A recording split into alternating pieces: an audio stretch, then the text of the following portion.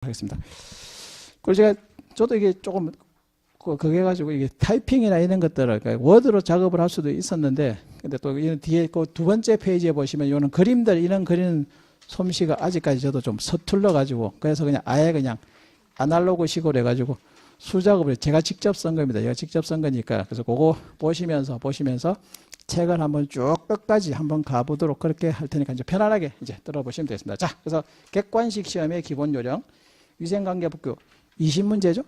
사지선다입니다. 사지선다가 되고요. 근데 사실 우리가 위생관계법규가 제가 아까 여러분들이 저보다 더 먼저 잘 아신다고 하는 게, 우리가 이제 우리 경남 같은 경우에는 교육청에 응시하시는 자격 요건이 다른 지역에 비해서 조금 더 까다롭죠. 일단 조리사 자격증, 뭐 기능장이나 기능사 자격증이 먼저 있어야 되고, 조리사 자격증이 있어야 되고, 그 다음에 2년 이상 또 현직에서 실무 경험이 있어야 되고. 그런데 조리사 시험 치실 때 요게 위생관계법규라 해가지고 법을 아마, 그러니까 보니까 뭐 교재, 저도 시중에 나있는 교재를 한번 쭉 훑어봤더니 뭐 위생관계법규 파트가 있었습니다. 그러니까 여러분들 이미 한 번은 보셨습니다. 이제 물론 그거는 시험 치고 나면 또 항상 머릿속에 다 깨끗하게 없어지고 하니까, 그죠? 하긴 하지만, 그래서 관계법규를 보셨기 때문에 이게 어떻게 시험 문제에 나온다는지는 대충은 압니다. 아예 전혀 모르시지는 않는 거죠. 다만 이게 이제 수험으로, 이제 20문제니까 더군다나 또 올해는 시험 과목이 바뀌었죠. 바뀌어가지고 원래 국어, 사회, 위생관계법규 이렇게 세 과목 하다가 갑자기 국어, 국사, 위생관계법규에다가 국어, 국사는 올 빼버리고 갑자기 사회가 들어가 버리니까요. 위생관계법규는 이제 남아 있는 건데, 사실은 실무에서 하시려면 국어, 영어, 국사 이런 것들은 사실 필요 없습니다. 솔직히.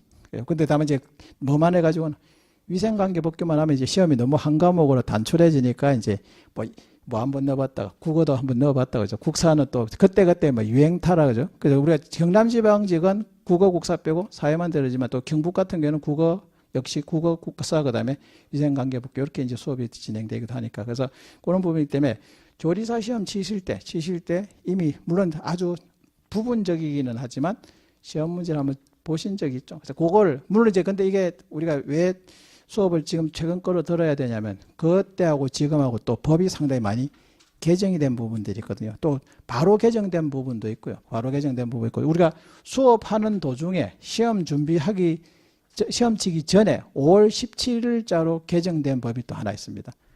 그러니까 지금 현재는, 그래서 우리 교재에는 지금 빠져 있는데, 그러니까 위생관계법규, 식품위생법 이런 법들은 수시로 바뀌어오기 때문에, 그래서 그런 것들을 제가 이제 자료를 취합해가지고 여러분들한테 좀 이제 업데이트 시켜서 해드리는 거니까. 그래서 일단 20문제 객관식이기 때문에 잘 찍으면 되죠. 근데 그거의 기본 요령, 이또 뭐 사실은 수험에서는 일반적으로 잘 알고 있는 기초적인 내용들입니다만, 여러분들이 한 번 더 옛날 생각 다듬어가면서, 그리고 그냥 요것만 밋밋하게 읽는 게 아니라 교재를 우리가 쭉 한번 보면서 어떤 부분이 중요한 것이다, 이런 것도 이제 여러분들한테 일러드릴 테니까. 자, 그래서 먼저 첫 번째부터 볼까요? 법이라고 하는 게 개념이죠. 개념, 뭐 정의, 용어 뭐 다 같은 말입니다. 개념, 법은 개념이죠. 그래서 법에서 가장 잘 등장하는, 그리고 매일 항상 등장하는 주요 용어들을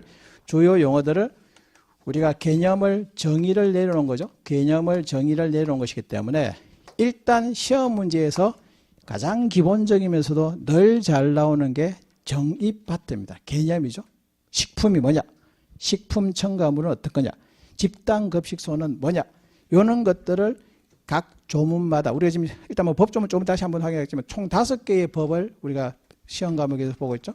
식품위생법, 학교급식법, 국민영양관리법, 뭐 국민건강보건법, 그다음에 학교보건법 이런 것들인데, 그게 보니까 출제가 되는 게 결국은 제일 중요한 건 두 가지입니다. 식품위생법하고 학교급식법. 왜냐하면 여러분들이 조리직 학교 가셔가지고 근무하실 때가 물론 이제 집단급식 시설인데 뭐 대부분 학교 측이겠죠. 뭐 교도소나 뭐 이런 데도 범위에 들어가기는 하지만 교육청에서 뽑으니까 교육청에서 뽑았고 교도소 보내진 않을 거죠. 그죠? 그러니까 대부분 다 여러분들이 학교 급식을 하기 때문에, 그래서 학교 급식법 요 두 가지가 사실은 양대축입니다.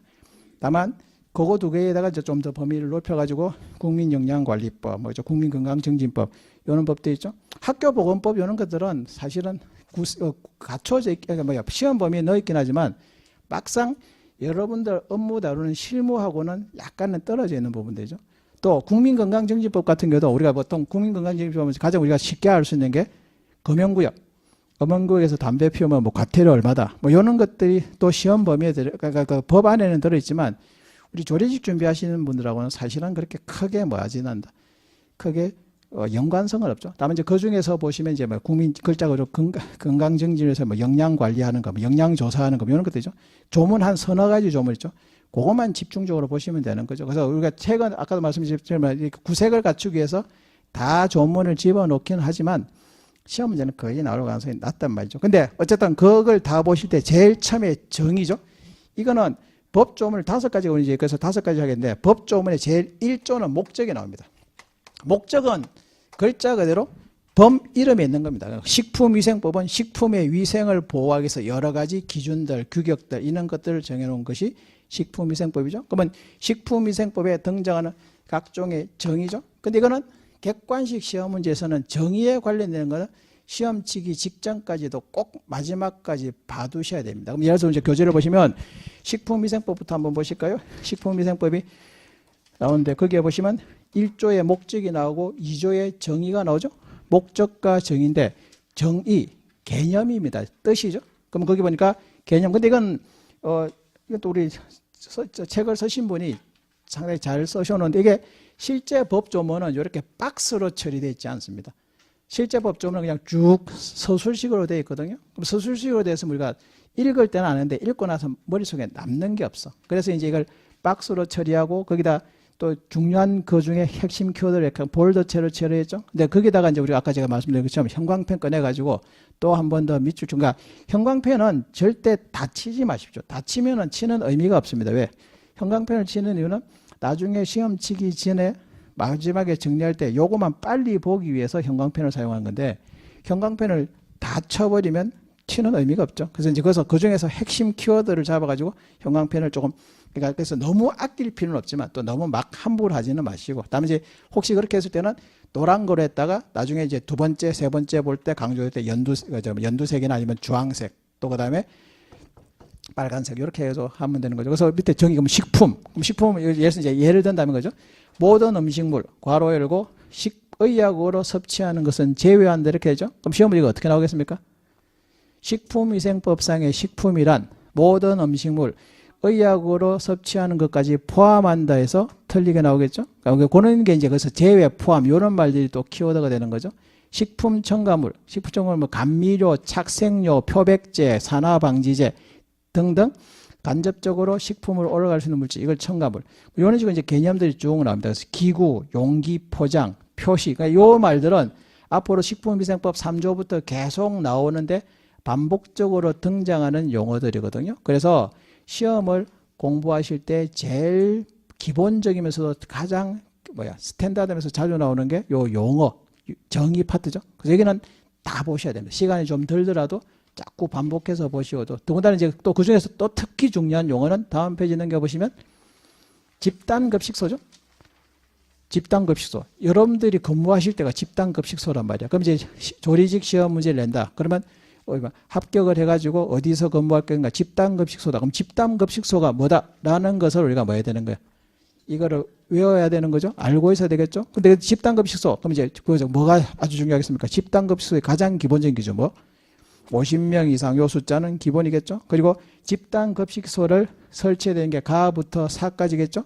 그래서 기숙사, 학교, 병원, 사회복지시설, 산업체, 국가, 지자체, 공공기관, 그 밖에 후생기관이죠. 그럼 요 6가지를 외워야 되겠죠. 7가지네요. 7가지 외워야 되는데 그럼 이것도 그냥 외울 게 아니라 나름대로 이제 스토리를 만든 거죠. 학교에 기숙사가 있어. 학교 기숙사에서 병원까지 그죠. 학교 기숙사에서 병원까지 그죠. 국가나 지자체가 학교 기숙사에서 병원까지 국가나 지자체가 사회복지 차원에서 후생을 정진시키기 위해서 산업적으로 조직적으로 기한다. 뭐 이거 뭐 사실 말도 안 되는 이야기야. 말도 안 되는 이야기지만 여러분들 나름대로 이제 이걸 이제 외워야 되니까 그러면 집단 급식 그럼 다음 중 집단 급식 시설이 설치돼야 되는 것 하면서 보기가 나오지겠죠. 그럼 이제 학교 기숙사, 학교하고 기숙사가 붙어 있으니까 학교 기숙사에서 병원까지 국가나 지자체가 사회복지 차원에서 우생을 정진시키고 산업을 발전시키기 위해서 하는 장소, 집단 급식소 뭐 이렇게 이제 나름대로 아니면 두 문자로 해야 되는데 이건 그냥 두 문자로 하는 것보다는 그냥 이렇게 쭉 하나의 단어 문장처럼 머릿속에 연상해서 하는 거죠. 그래서 각종에 있는 용어들 나오는 거죠. 개념되죠. 그래서 이런 것들이 특히 중요하죠. 그리고 집단 급식소에서 식단은 이제 급식 계획서가 되겠죠. 여러분들이 이제 요리직 합격하셔가지고 거기에 이제 학교 급식 업무를 책임을 지시게 될 거는 뭐 학교 안에서는 책임을 지시게 될 건데 그러면 거기에 이제 우리가 뭐 조리사분도 있고 영양사분들도 있죠. 그러니까 그런 사람들이 이제 관리를 해야 되는 거죠. 지금 이제 관리 받는 입장이지만 이제 여러분들이 뭐 하게 되면 그 학교 가셔서 이제 공무원으로 발령이 나면 이제 그런 분들 관리하는데 근데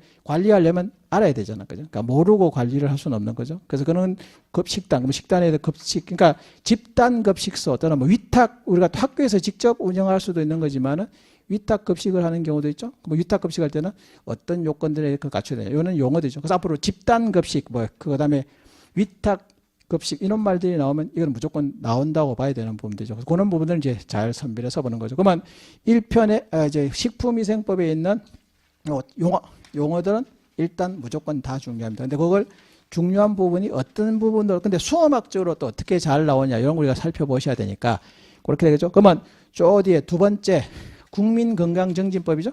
국민건강증진법 교재 264페이지죠. 263페이지 거기에 보면 국민건강증진법 역시 1조는 목적이고 2조는 정의죠. 근데 그냥 국민건강증진사업, 보건교육, 영양개선, 건강관리 우리가 조리직 시험으로 친다면 어떤 게 되겠습니까? 그죠? 그 중에서 특히 물론 다 보기는 봐야 되겠지만 특히 시험 문제 나온다면 뭐가 나오겠습니까? 영양개선 관련되는 그런 것들이 나오겠죠? 그런 거. 그럼 영양개선. 근데 영양개선 그쪽으로 그러면 돼. 영양을 개선시키는 거죠. 개인 또는 집단이 균형된 식생활을 통하여 건강을 개선시키는 거다. 잘 먹고 영양을 개선시켜서 건강해진다. 이런 게 영양 개선이죠. 263페이지입니다. 그죠? 그래서 그런 식으로 정의에 있는 부분들, 아까 식품위생법은 가장 기본적이기 때문에 그 정의 용어들을 다 보셔야 되지만 국민건강증진법은 좀 조리직하고는 그렇게 크게 집중적으로 연관성이 그다지 높은 건 아니기 때문에 그 정도 보시고 그러면 나머지 앞에 조문들이 쭉 나오긴 하겠지만 283페이지 보실까요? 283페이지 보시면 15조 영양 개선 나오죠. 아까 우리가 영양 개선을 해야 되니까 영양 개선을 어떻게 할 것인가 일단 먼저 조사해야 되고 방법을 강구하고 그리고 거기에 대해서 지도하는 거죠. 그럼 그 키워드는 조사, 강구, 지도 이런 말들이 되겠죠. 그러니까 이런 것들은 안 외워도 읽어보고 그냥 이렇게 하면 되고 그러면 우리가 보기가 주어지니까 보고 이거는 O인지 X인지 뭐만 하면 됩니까? OX만 잘 판독하면 되기 때문에 이런 것들은 굳이 안 외워도 되는 조문이죠. 나오지만 안 외워도 되는 조문들이죠. 근데 아까 집단급식 시설 50명 이거는 법에서 딱 정해놨기 때문에 물론 그건 여러분들 더 잘 알고 계시지만 시험 문제 또 잘 안다고 해서 안 나오는 건 아니란 말이죠. 그런 것들은 외워야 되는 거죠. 그러니까 이해할 부분과 암기할 부분 우리가 이렇게 잘 정리해두면 공부할 분량이 훨씬 확 줄어들어버리는 거죠. 그래서 그거. 그리고 그 다음 페이지 보시면 16번이죠. 16조. 영양조사죠. 국민 영양조사. 요런 것들. 요거는 이제 언제 실시하고 주기는 얼마인가. 근데 이게 곧 이제 요거 하고 나서 다시 설명을 드리긴 하겠지만 우리가 법의 체계가 여러분들 이제 체계가 법의 순서가 있거든요. 법률 규정이 있고 그 다음에 시행령 물론 법 중에 제일 높은 법은 뭐다? 헌법이죠. 국민이 만들었기 때문에. 근데 헌법에 있는 국민들의 기본권을 보장하기 위해서 국민이 대표를 뽑아서 입법부가 법률을 만들고 입법부가 법률을 만들죠. 식품위생법이죠. 근데 입법부가 법을 만드는데 입법부는 행정의 전문성이 좀 부족하니까 뭘 만들고 싶어도 잘 몰라. 인력도 부족하고 전문성도 떨어지고. 그러니까 이제 입법부가 법률에서 기본적인 사안을 정하고 야, 법을 집행하는 행정부 네가 더 잘하니까 네가 법을 만들어라 하라고 법을 만들 수 있는 권한을 넘겨주죠. 그래서 그게 이제 행정부가 만든 법 명령이라고 하는데 근데 또 행정부에도 대통령이 있고 총리가 있고 장관이 있단 말이지. 그러면 이제 대통령이 만든 법을 대통령령, 시행령이라고 하고 총리나 장관이 한 것은 부령, 총리령, 부령 이렇게 하는 거죠. 시행규칙에는 꼬린말로 끝나죠. 그러면 이제 법률에서 보시면 뭐죠? 그렇게 이제 곧 나중에 한번 또 두 번째 자료에서 다시 한 번 더 보게 될 겁니다. 오늘 첫 시간에 일단 요령 이야기하는 거니까요. 그래서 16조에 보시면 사망에 보시면 국민 역량조사 하자고 하고 정기적으로 실시한다고 되어 있는데 구체적으로 어떻게 어떤 내용을 교육하고 어떤 것을 지도할 것이고 어떤 방법을 할 건지는 대통령령으로 정한다 했죠. 그럼 그 밑에 보니까 시행령에 우리 교재가 잘 만들어져 있는 이유가 요런 걸 따로 되지 않고 많은 책들이 그냥 법이라고 뭐야 법률 따로 두고 시행령 따로 두고 시행규칙 따로 두고 다 따로 되어 있으니까 봐봐야 정리도 못해. 근데 그걸 관련되는 조항을 또 이거 밑에는 거죠. 그러면 시행령이라고 시행규칙 있죠. 그러면 역량조사하는 거, 그죠? 국민 역량조사는 11월 달에 합니다. 11월. 그리고 주기는 3년마다 하거든요. 그래서 그 밑에 보니까 나오죠. 역량조사는 보건복지부는 3년마다. 그럼 여기서 중요한 것은 국민 역량조사를 일단 주관하는 사람은 보건복지부 장관인데 3년 주기로 하고 그리고 하는 것은 11월 달에다가 3년 11월 요걸 또 동그라미 쳐두시면 되는 거죠. 그런 식으로 쭉 연결해서 보는 거죠. 그래서 개념법학이기 때문에 수험으로 하는 법은 결국 요 앞에 있는 용어들, 단어들, 그리고 정의에 해당되는 것들이 중요하다는 거죠. 그러면 또 한번 볼까요? 오늘 이제 첫 시간이니까 쭉 한번 갑시다. 세 번째는 국민역량관리법이 나오죠. 331페이지에 보시면 국민역량관리법이 나오는데 글자 그대로 국민의 역량을 관리하는 법이다. 딱 그렇게 읽으면 됩니다. 이거 근데 이제 거기다가 약간 살이 붙여지죠. 목적에 보니까 국민의 식생활에 관한 과학적인 조사 연구 뭐 그럴싸한 표현이 되지만 이런 거는 굳이 안 외워도 법 이름만 기억하시면 대충 끼워 맞추면 충분히 캐치해낼 수 있는 거죠. 그래서 역량을 관리해서 정진시키고 삶의 질을 향상시킨다. 또 역시 정의가 나오죠. 식생활, 역량관리, 역량관리사업 이렇게 하는 거죠. 그러면 이게 국민역량관리법은 뒤에 국민역량관리법은 세부적인 것은 역량사 시험 치는 내용이 아주 많습니다. 뒤에 보시면 앞에 국민역량관리기본계획도 있고요. 그 다음에 역량관리에 관련된 사업이 있죠. 그러면 우리 조리직 시험에서는 챕터 3 339페이지에 있는 국민역량관리사업 요 파트가 주로 나올 것이다. 주로 나올 것이죠. 그래서 그러니까 역량관리사업 어떻게 할 건가 요거죠. 요런 게 이제 주로 나오는 것이고요.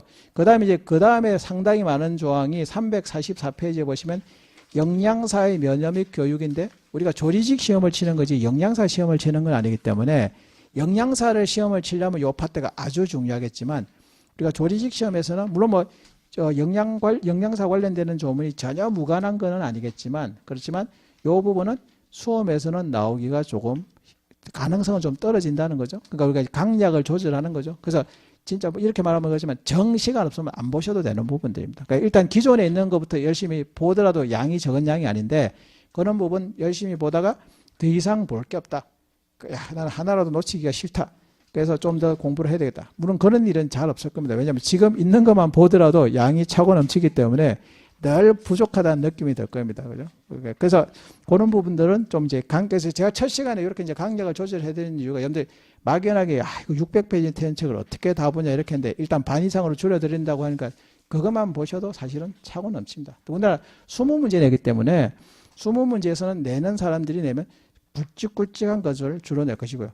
혹시 뭐 변별력을 기하겠다 해서 한두 문제 전혀 엉뚱한 문제 근데 그 엉뚱한 문제는 어떻게 보면 운에 맡기는 수밖에 없습니다. 그것까지 대비할 거라고 막 600페이지, 700페이지 되는 걸 다 보려고 하는 순간 오히려 정작 중요한 걸 놓칠 수가 있으니까 그래서 나중에 중간에 오겠지만 6번에 보면 있습니다. 욕심을 버리시라 전했죠. 왜냐? 너무 많은 것을 혼자서 다 맞출 거라고 공부량을 늘리지 마십시오. 더군다나 여러분들이 뭐야? 지금 우리 학원에서 지금 공무원 시험 열심히 준비하는 어린 학생들이죠. 학생들은 아침에 6시에 와가지고 저녁에 10시까지 수업 듣고 독서실 앉아서 하고 또 동영상도 보고 하루 종일 수업만 들어도 합격을 하니만 이러는 판인데 여러분들은 뭐 한 거 주경야 오늘 일요일 날 왔지만 또 평일에는 또 보통 직장 생활도 하시면서 그러니까 주경야독을 해야 되니까 아무리 무리하게 욕심을 부리고 해봐야 결국 그러면 욕심을 무리하게 부리는 순간 반에 반도 못하고 그냥 반만 보다가 가는 상황이 생기거든요. 그렇기 때문에 대신 이제 어떤 부분이 중요한지는 모르니까 수업 시간에 들으시면서 이런 부분을 좀 걸러서 보시라. 요거죠. 그래서 어쨌든 요 정의 파트는 1조와 2조 정의 파트는 어쨌든 다 중요하다. 특히 식품위생법에 있는 정의는 뭔가 좀 내용이 많죠. 가지수가 많은데 그건 하나하나 보시고 암기할 부분은 암기하고 이해할 부분은 이해하고 계속 들고 다니시면서 정의 파트만 따로 해가지고 열심히 봐두셔야 되겠죠. 됐고.